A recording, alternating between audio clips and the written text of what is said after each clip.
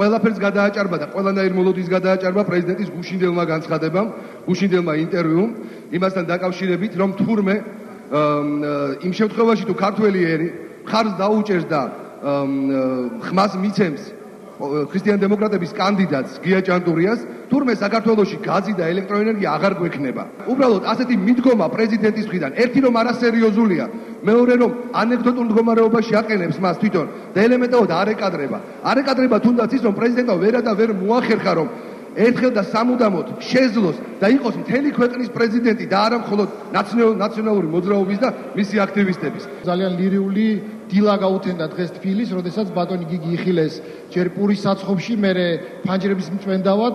ძალიან კარგია, ყველა პროფესია არის მართლა დასაფასებელი. ალბათ ბატონ გიგის განსაკუთრებული იმედი გამარჯვებაში არ აქვს და არჩევს იმ პროფესიას, რომელიც დამარცხების შემდგომ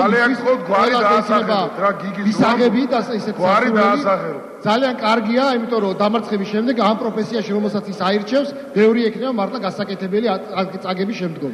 ყველაზე მეტად დასაფასებელი ბატონო გიგი იყო მეტალურგის პროფესია. და სამწუხაროა, რომ ვარდების ხელისუფლების შემდგომ ეს პროფესია ყველაზე უმადური გახდა, ყველაზე დაუფასებელი გახდა და აგიხსნით რატო? იმიტომ რომ ჯერ კიდე შევარდნაძის დროს ამ საწარმოში, ქარხანაში, რუსთავის მეტალურგიულ ქარხანაში მუშაობდა გუშები, რომლებსაც 2-3 წელი არ ქონათ აღებული ხელფასი. ვარდების ხელისუფლების მოსვლის შემდგომ არავის არ გახსენებია და მე გეტყვით 25 მილიონად გაიყიდა ეს საწარმო და დავალიანება იყო 3 მილიონი. და ეს 3 მილიონი ამოქალაქეების მიმართ მართებდა სახელმწიფოს, იმიტომ რომ საწარმოს მესაკუთრე იყო სახელმწიფო.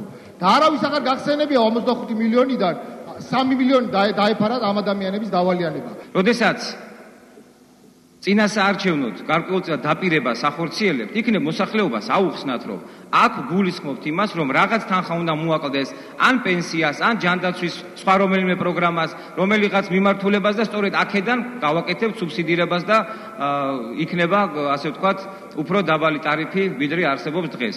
იქნებ ეს აუხსნათ მოსახლეობას და არა ისეთ ტყუილით, რომ თითქოს ჩვენ, როდესაც მოვალთ ხელისუფლებაში, ყველაფერი იქნება იაფი და ყველაფერი იქნება უფასო. და კიდევ დამოკიდებულება, რომ თითქოს სოფლიო საქართველოს პატივს ცემს და ქართულ ხალხს პატივს ცემს მხოლოდ იმიტომ, რომ აქ რამოდენიმე მილი გადის, ეს არის საკუთარი ხალხისადმი შეურაცხყოფა. რაც არ უნდა გვეძახოთ, რომ გზა უნდა ვჭამოთო, გზასაც გავიყვანთ, რაც არ უნდა იძახოთ, წყალსაც შევიყვანთ, იმიტომ რომ შემოვიდეს უფრო მეტი ინვესტორი, უფრო მეტ ბრძოლას გამოუცხადებთ კრიმინალებსაც, უფრო მეტ ბრძოლას გამოუცხადებთ კორუფციას, იმიტომ რომ ეს ყველაფერი ერთობლივად ქმნის სამუშაო ადგილს და ჩვენი მთავარი პრიორიტეტი არის დასაქმება.